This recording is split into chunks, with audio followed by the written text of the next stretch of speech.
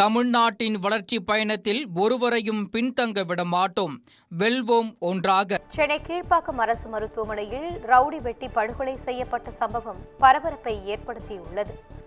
ராஜமங்கலத்தை சேர்ந்த ஆதி தனது உறவினரை பார்க்க கீழ்ப்பாக்கம் அரசு மருத்துவமனைக்கு சென்றார். உறவினரை பார்க்க சென்ற ரவுடி ஆதியை ஹெல்மெட் அணிந்து வந்த கும்பல் சரமாரியாக வெட்டி கொலை செய்துவிட்டு தப்பி ஓடியது. அரசு மருத்துவமனைக்குள் புகுந்து ரவுடி வெட்டி கொல்லப்பட்ட சம்பவத்தால் சக நோயாளிகள் உறவினர்கள் அதிர்ச்சியடைந்தனர். கொல்லப்பட்ட ரவுடி ஆதி என்ற ஆதிகேசவன் மீது 9 வழக்குகள் இருப்பதாக போலீசார் தகவல் தெரிவித்துள்ளனர். இந்நிலையில் சம்பவம் தொடர்பாக காவல்துறையினர் விசாரணை நடத்தி வருகின்றனர்.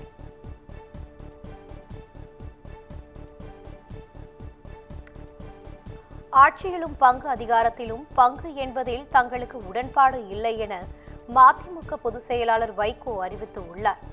போதைப்பொருள் ஒழிப்பு, சாதி மத மோதல் தடுப்பு உள்ளிட்டவற்றை வலியுறுத்தி வைகோ நடத்திய நடைப்பயணம் மதுரை உத்தங்குடி சென்றடைந்தது. அப்போது செய்தியாளர்களை சந்தித்த அவர், திராவிட இயக்க பூமியில் மத்திய உள்துறை அமைச்சர் அமித்ஷாவின் உபதேசம் எடுபடாது என கூறினார். திருக்குறள், புறநானூறு, பாரதியார் பாடல்களை கூறுவதன் மூலம் பிரதமர் நரேந்திர மோடி தமிழகத்தை கவர நினைப்பதாகவும், ஆனால் மாநில நிதியை மட்டும் ஒதுக்க மறுப்பதாகவும் வைகோ தெரிவித்தார். ஆட்சியிலும் பங்கு அதிகாரத்திலும் பங்கு என்பதில் தங்களுக்கு உடன்பாடு இல்லை எனவும் அவர் திட்டவட்டமாக தெரிவித்தார். ஊராட்சி செயலாளர்களுக்காக தமிழ்நாடு அரசின் உறுதியளிக்கப்பட்ட ஓய்வூதியம் வழங்க வேண்டும் என பாமக தலைவர் அன்புமணி வலியுறுத்தியுள்ளார். இது தொடர்பாக அவர் வெளியிட்ட அறிக்கையில், தமிழ்நாட்டில் உள்ள ஊராட்சி செயலர்களின் பெரும்பான்மையினர் 25 ஆண்டுகளுக்கும் மேலாக பணிபுரிவதாக கூறியுள்ளார். போராட்டத்துக்கு பிறகு 2006ஆம் ஆண்டில் 1300 ரூபாய் அடிப்படை ஊதியத்தில் பணி நிரந்தரம் செய்யப்பட்டு 2018 முதல் 15,900 ரூபாய்க்கு அடிப்படை ஊதியத்தில் பணிபுரிகின்றார். ஆனால் ஓய்வு பெற்ற பின் 2000 ரூபாய் மட்டுமே மாத ஓய்வூதியம் பெறுவதாகவும் அவர் தெரிவித்துள்ளார். ஊராட்சி செயலர்களுக்கு தகுதிக்கேற்ற ஊதியம் இருக்க வேண்டும் என ஓய்வூதியம் வழங்க வேண்டும் எனவும் அன்புமணி வலியுறுத்தியுள்ளார்.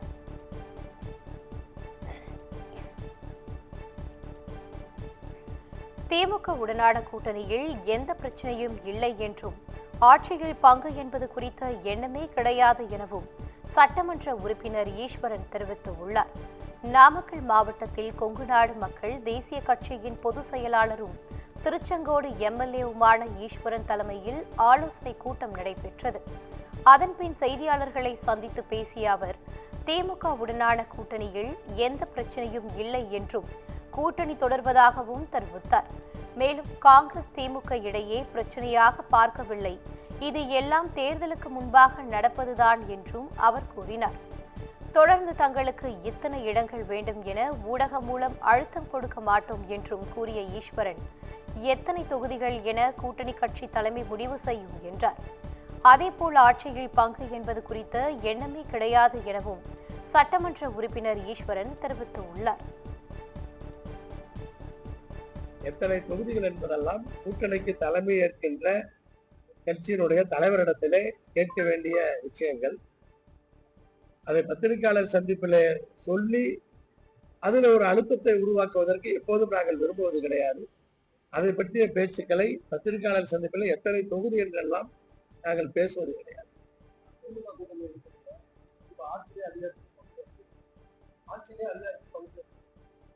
எல்லாரும் கேட்கிறாங்கிறதுனால கேட்கறீங்களா?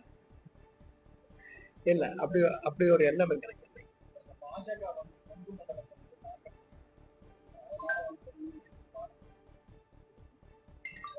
எல்லாரும் தான். இப்ப யாரு கொங்கு மண்டலத்தை டார்கெட் பண்ணல?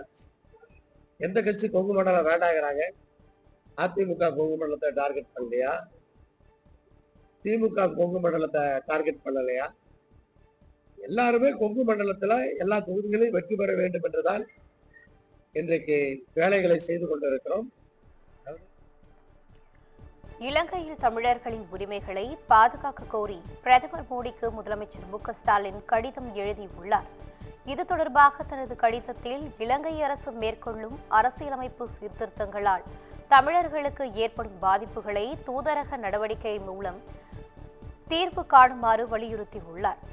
அனுரகுமார் திசநாயக்கே தலைமையிலான அரசு மேற்கொள்ள விரும்பும் புதிய அரசியல் திருத்தம் ஏற்கனவே முன்மொழியப்பட்ட ஒற்றையாட்சி முறையை வலுப்படுத்தும் வகையில் இருப்பதாக முதலமைச்சர் குற்றம் சாட்டியுள்ளார். இதனால் அரசியல் சுயாட்சி குறித்த தமிழர்களின் நியாயமான கோரிக்கைகள் புறக்கணிக்கப்பட்டு அவர்களை அச்சுறுத்தும் சூழல் அமைந்துள்ளதாகவும் குறிப்பிட்டுள்ளார். தமிழ் தேசத்திற்கான தன்னாட்சி உரிமையை உறுதிப்படுத்துதல் என கூட்டாட்சி முறையை இலங்கையில் நிறுவ நடவடிக்கை எடுக்க வேண்டும் எனவும் முதலமைச்சர் வலியுறுத்தியுள்ளார். பொங்கல் பண்டிகை நெருங்கி வரும் நிலையில் ஆம்னி பேருந்துகளின் டிக்கெட் கட்டண உயர்வால் மக்கள் கடும் அவதியடைந்து உள்ளனர். 3 நாட்களில் மாநிலம் முழுவதும் பொங்கல் பண்டிகை கோலாகலமாக கொண்டாடப்பட உள்ளது. இந்நிலையில் சென்னையில் இருந்து கோவைக்கு செல்ல 1200 ரூபாயில் இருந்து 3800 ரூபாய் வரை கட்டணம் உயர்ந்து உள்ளது. சென்னையில் இருந்து மதுரைக்கு 1100 ரூபாயில் இருந்து 4000 ரூபாய் வரையும், திருநெல்வேலிக்கு 1500 ரூபாயில் இருந்து 4500 ரூபாய் வரையும் கட்டணம் அதிகரித்து உள்ளது. நாகர்கோவிலுக்கு 4200 ரூபாய், திருச்சிக்கு 3000 ரூபாய் என கட்டணம் நீடிக்கிறது. புகார் கொடுக்க இலவச எண் உள்ளிட்டவை இருந்தாலும் ஆம்னி பேருந்து கட்டண உயர்வு குறித்து அரசு உரிய கவனம் செலுத்த வேண்டும் என மக்கள் கோரிக்கை விடுத்துள்ளனர். பொங்கல் பண்டிகைக்காக சென்னையில் இருந்து 2.5 லட்சம் பேர் பயணித்துள்ளதாக தமிழ்நாடு அரசு அறிவித்துள்ளது. ஜனவரி 9ஆம் தேதி தொடங்கி ஏராளமானோர் தங்கள் சொந்த ஊர்களுக்கு செல்ல தொடங்கியுள்ளனர். அதே நாளில் இருந்து சிறப்பு பேருந்துகள் இயக்கப்பட்டு வருகின்றன. வழக்கமாக இயக்கப்படும் 2092 பேருந்துகளுடன் கூடுதலாக 712 சிறப்பு பேருந்துகளும் இயக்கப்பட்டு உள்ளன. மொத்தம் 2804 பேருந்துகள் இயக்கப்பட்ட நிலையில் அதில் 1,26,180 பேர் பயணித்து உள்ளனர். ஜனவரி 9 முதல் 10ஆம் தேதி வரை 5510 பேருந்துகளில் முன்பதிவு செய்த 2,18,900 பேர் உள்பட மொத்தம் 2,47,180 பேர் பயணித்ததாக அரசு விரைவு போக்குவரத்து கழகம் தெரிவித்துள்ளது. அடுத்த 2 நாட்கள் இந்த எண்ணிக்கை மேலும் அதிகரிக்கும் என எதிர்பார்க்கப்படுகிறது.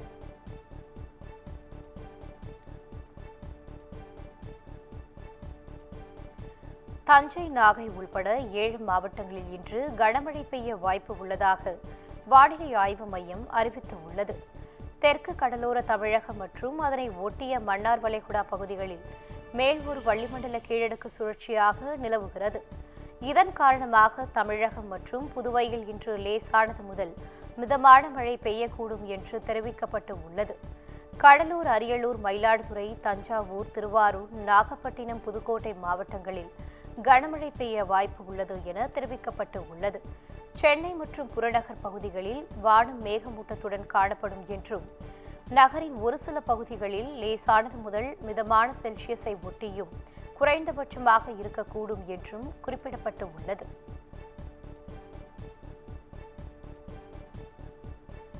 மதுரை, கோவை மெட்ரோ ரயில் சேவை திட்டப் பணிகள் நிறுத்தப்படவில்லை என சென்னை மெட்ரோ ரயில் நிறுவன மேலாண்மை இயக்குநர் சித்திக் அறிவித்துள்ளார். சென்னையில் 2ஆம் கட்டமாக 3 வழித்தடங்களில் மெட்ரோ ரயில் சேவைக்கான பணிகள் நடைபெற்று வருகிறது. ஜூன் முதல் ரயில்கள் இயக்கப்படும் என மெட்ரோ ரயில் நிறுவன மேலாண்மை இயக்குநர் தெரிவித்தார். மதுரை, கோவைக்கான மெட்ரோ ரயில் சேவையின் முக்கியத்துவத்தை குறிப்பிட்டு பிரதமருக்கு முதலமைச்சர் மு.க.ஸ்டாலின் ஏற்கனவே கடிதம் எழுதியதாக அவர் கூறினார். கடிதத்துக்கு மேலும் உறுதி சேர்க்கும் வகையில் தேவையான தகவல்களை தமிழ்நாடு அரசிடம் ஒப்படைத்ததாகவும் அவை முழுமையாக ஆய்வு செய்த பின் ஒப்புதலுக்காக மத்திய அரசுக்கு அனுப்பப்படும் எனவும் சித்திக் குறிப்பிட்டார். மதுரை, கோவை மெட்ரோ ரயில் திட்டப்பணிகள் நிறுத்தப்படவில்லை. மத்திய அரசின் ஒப்புதல் பெறுவதற்கான அனைத்து நடவடிக்கைகளும் மேற்கொள்ளப்பட்டு வருவதாகவும் அவர் கூறினார். போகியை முன்னிட்டு சென்னை விமான நிலையத்துக்கு உட்பட்ட பகுதிகளில் அதிக அளவு கரும்புகையை வெளியேற்றும் பொருட்களை எரிக்க வேண்டாம் என அதிகாரிகள் அறிவுறுத்தியுள்ளனர். புகைமூட்டம் காரணமாக விமானங்கள் தாமதமாவதால் இந்த அறிவிப்பு வெளியிடப்பட்டு உள்ளது. இது தொடர்பான அறிவிப்பில் மக்கள் போகி பண்டிகை தினத்தன்று பிளாஸ்டிக் கழிவுகள், பழைய டயர்கள், அதிக அளவு புகைகளை உருவாக்கும் கழிவுப் பொருட்கள் போன்றவற்றை தெருக்களில் போட்டு எரிப்பதை தவிர்க்க வேண்டும் என கூறப்பட்டு உள்ளது. இதனால் அடர் மூடு பனியால் கரும்புகை கலந்து விமான ஓடுபாதை தெரியாத அளவு சூழ்ந்து கொள்ளும் எனவும் தெரிவிக்கப்பட்டு உள்ளது.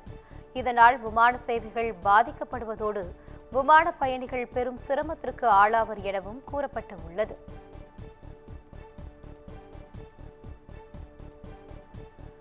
அதிமுகவுடனான அன்புமணி கூட்டணி சட்டவிரோதமானது என கூறி தேர்தல் ஆணையத்துக்கு பாமக நிறுவனர் ராமதாஸ் கடிதம் எழுதியுள்ளார்.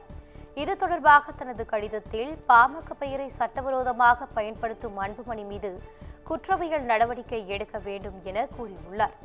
தேர்தல் கூட்டணி தொடர்பாக பேச்சுவார்த்தை நடத்த அன்புமணிக்கு உரிமை இல்லை, தனக்கு மட்டுமே உள்ளதாகவும் ராமதாஸ் தெரிவித்துள்ளார். அன்புமணியை பாமக தலைவராக நீட்டித்ததற்கு எதிரான வழக்கு டெல்லி உயர்நீதிமன்றத்தில் நிலுவையில் உள்ளதாகவும் அவர் குறிப்பிட்டுள்ளார். கடந்த ஆண்டு டிசம்பர் 17ஆம் தேதி பாமக தலைவராக நானே தேர்ந்தெடுக்கப்பட்டேன் என ராமதாஸ் கூறியுள்ளார். அனுமதியின்றி பாமக பெயரை அன்புமணி பயன்படுத்துவது குறித்து தேர்தல் ஆணையம் விளம்பரம் செய்ய வேண்டும் எனவும் தெரிவித்துள்ளார்.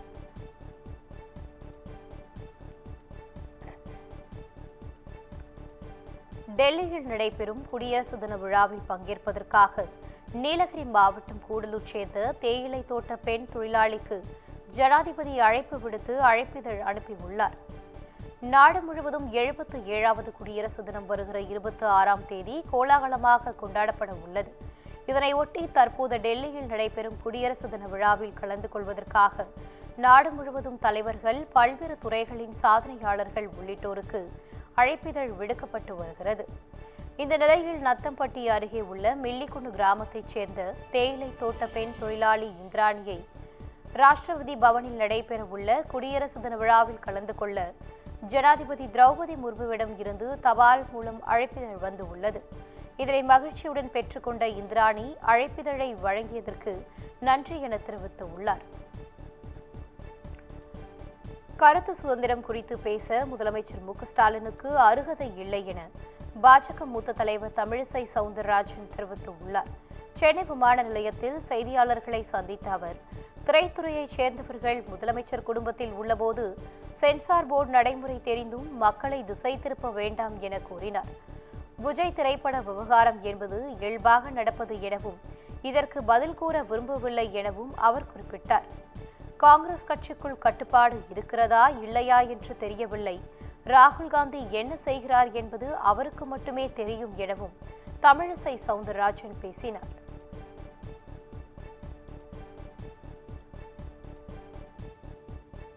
முதலமைச்சருக்கு எந்த தார்மீக உரிமையும் இல்லை கருத்து சுதந்திரத்தை பற்றி பேசுறதுக்கு.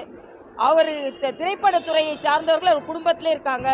ஒரு சென்சார் போர்டோட நடைமுறை என்னன்னு அவருக்கு தெரியும். ஆக இப்படி மக்களை திசை திருப்ப வேண்டான்றது எனது கருத்து. இல்லை, அதை தான் நான் ஏற்கனவே சொன்னேன். ராகுல் காந்தி தெரிஞ்சு பேசுகிறாங்களா, தெரியாமல் பேசுகிறாங்களா, செல்வ பெருந்தகம் கட்சிக்குள்ள கட்டுப்பாடு இருக்கா இல்லையா?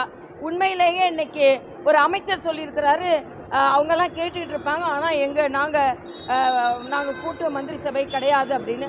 அதை பற்றி நாங்கள் ரொம்ப கவலைப்படலை. ஏன்னா 2026 அவங்க ஜெயிக்க போகிறதில்ல, தேசிய ஜனநாயக கூட்டணி ஜெயிக்க போகிறதில்ல. அந்த குழப்பத்தை பற்றி நாங்கள் கவலையே பட.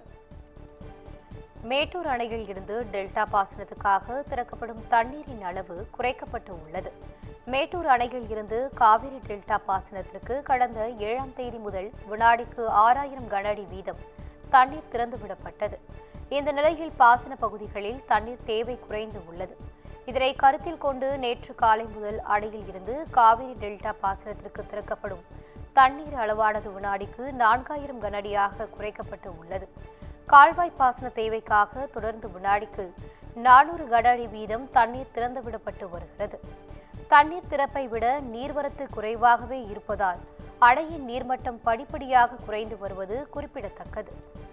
டெல்லியில் மருத்துவமனையில் சிகிச்சை பெற்று வந்த காங்கிரஸ் மூத்த தலைவர் சோனியா காந்தி சிகிச்சை முடிந்து வீடு திரும்பினார்.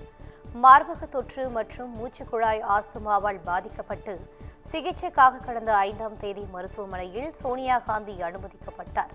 தற்போது அவர் குணமடைந்த நிலையில் ஒரு வாரம் கழித்து வீடு திரும்பினார். அவர் ஓய்வெடுக்கும்படி மருத்துவர்கள் அறிவுறுத்தியிருப்பதாக கூறப்படுகிறது.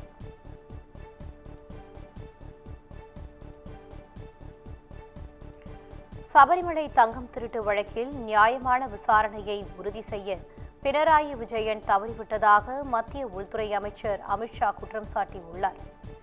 2 அமைச்சர்கள் மீது சந்தேகம் இருப்பதால் நடுநிலையான அமைப்பிடம் விசாரணையை ஒப்படைக்க வேண்டும் என்றும் அவர் கேட்டுக்கொண்டு உள்ளார். திருவனந்தபுரத்தில் நடைபெற்ற பாஜக உள்ளாட்சி பிரதிநிதிகள் கூட்டத்தில் பங்கேற்ற அவர் பேரவைத் தேர்தலுக்கான பாஜகவின் பிரச்சார வாகனத்தை தொடங்கி வைத்தார். அப்போது பேசிய அவர், சபரிமலை தங்கம் திருட்டு விவகாரம் கேரளம் மட்டுமல்ல நாடு முழுவதும் உள்ள பக்தர்களுக்கு கவலையளிக்கும் விஷயம் என்றார். குற்றம் சாட்டப்பட்டவர்களை பாதுகாக்கும் வகையில் முதல் தகவல்கள் அறிக்கை தயாரிக்கப்பட்டு உள்ளது. இடதுசாரி கூட்டணியுடன் தொடர்புடைய 2 அமைச்சர்கள் மீது சந்தேகம் நிலவும் சூழலில் அவர்களது அரசின் கீழ் பாரபட்சமற்ற விசாரணை எப்படி சாத்தியமாகும்? காங்கிரஸ் தலைவர்கள் கூட முறைகேட்டில் தொடர்பு உள்ளதாக ஆதாரங்கள் வெளியாகி உள்ளன. எனவே சபரிமலை வழக்கை நடுநிலையான விசாரணை முகமையிடம் ஒப்படைக்க வேண்டும் என கேரள முதல்வரை கேட்டுக்கொள்வதாக தெரிவித்தார்.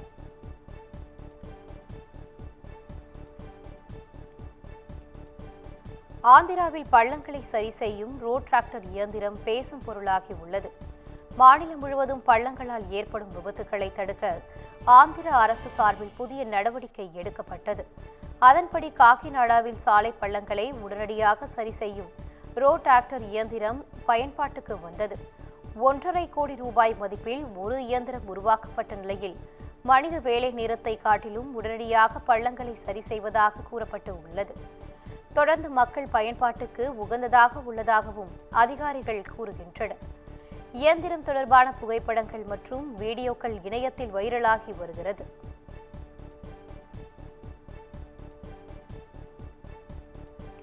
ஆயிரக்கணக்கான தற்கொலை படையினர் எந்த நேரத்திலும் இந்தியாவை தாக்க தயாராக இருப்பதாக ஜெய்ஷ்-இ-முகமது பயங்கரவாத அமைப்பின் தலைவர் மசூத் அசார் அறிவித்துள்ளார்.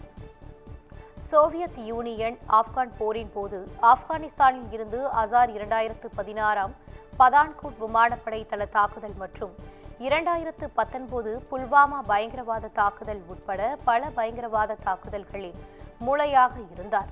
பகல்காமில் நடந்த பயங்கரவாத தாக்குதலுக்கு பின்னர் இந்திய பாதுகாப்பு படை ஆபரேஷன் சிந்தூர் என்ற திட்டத்தை மேற்கொண்டு ஜெய்ஷ்-இ-முகமது தளத்தை அழித்தது. இந்நிலையில் தனது அமைப்பின் பயங்கரவாதிகள் எந்த உலக வசதிகளையும் அல்லது வேறு எந்த நன்மைகளையும் கேட்பது இல்லை என குறிப்பிட்டுள்ளார். அவர்களின் முழு எண்ணிக்கையை கூறினால் உலக ஊடகங்களின் பெரும் பரபரப்பு ஏற்படும் எனவும் அறிவித்துள்ளார்.